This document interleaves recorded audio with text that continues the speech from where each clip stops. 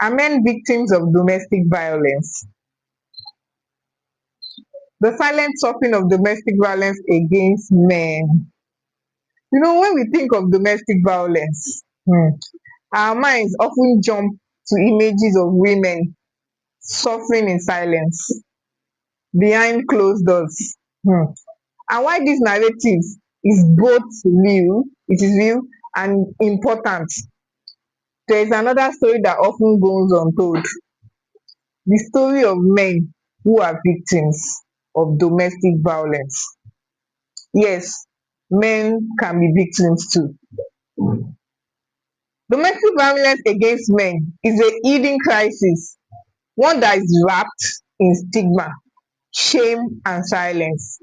Today, let's take some minutes to break that silence with facts, empathy, and real stories. Hmm. What is domestic violence? Domestic violence against men. Hmm. Domestic violence refers to a pattern of abusive behavior used by one person to gain or maintain power and control over another. This behavior may include physical abuse. It can be eating, slapping, kicking, using weapon. Even a little scratch can be physical assault if the intention was to hurt the person. Emotional or psychological abuse, constant criticism, humiliation, manipulation, or even threat. Men suffer this a lot. They are being talked down on a lot by their partner, family, and even society. Verbal abuse, yelling, calling names, gaslighting.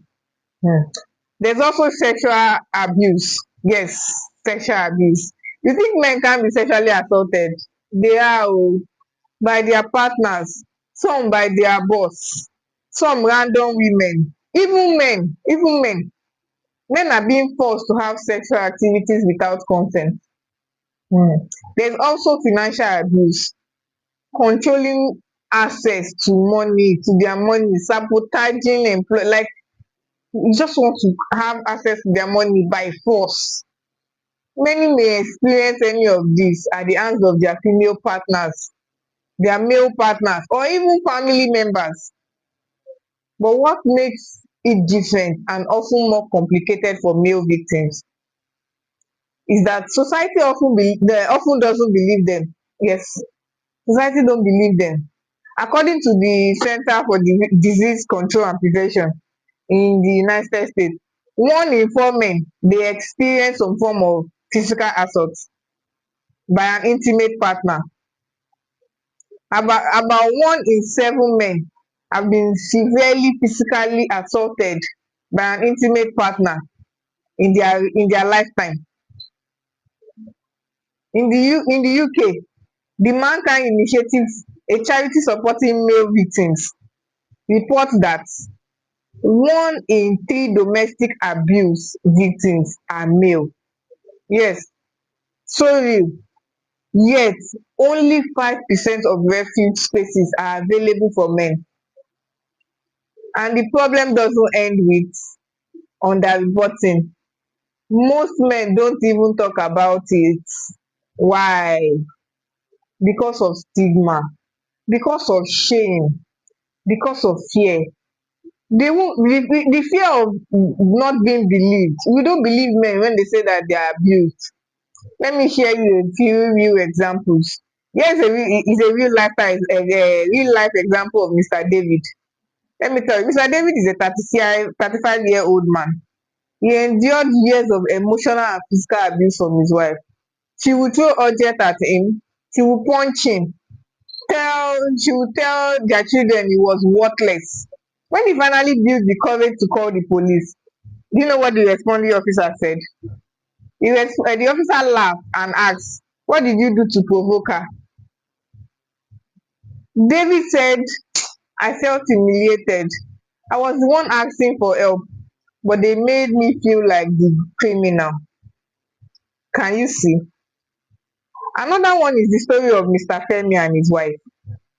Mr. Femi was Mr. Femi's wife was very violent and hot-tempered, and at every argument they have, she always carry weapon. Mr. Femi always try to avoid her trouble so as not to be blamed of assault. You know now, say it's the man, so he's trying to avoid her. But you know what? One day she stabbed him. Yes, she stabbed him with a knife, and he almost lost his life. And there's also an anonymous man. He called the UK helpline, saying his partner hit him with a fry pan and threatened to lie to the police that he was the abuser. She said they never believed her. He said they never believed him over her, and she was right. In many cases, abusers weaponize gender stereotype, knowing society will take their word over a man's. So why don't men come forward? The fear of being disbelieved. Society often see men as strong and women as vulnerable. Shame and embarrassment. Many feel emasculated by the idea of being a victim. There's also the lack of service. There are fewer shelters, counseling services, and support group for men. There's also the fear of losing children in custody battles. Men worry they won't be seen as capable parents if they admit abuse.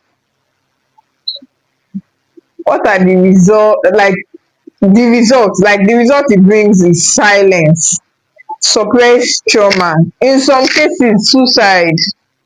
How can we help? We must do better as a society, as a professional, and as an individual. Here is how. You have to first acknowledge that domestic violence against men exists openly and without ridicule. Support service for male victims, more shelters, helpline and counseling. Train police and social workers to respond appropriately without bias. Educate boys and men that asking for help is not weakness, it's strength. Change the narrative. Abuse is not about gender, it's about control. Domestic violence doesn't wear a single face. It can be a bruised woman, yes, but it can also be a quiet man hiding his pain behind a forced smile. The sooner we break the silence, the sooner we can begin to heal as individuals and as a society. Let's make space for every voice and every victim, regardless of gender,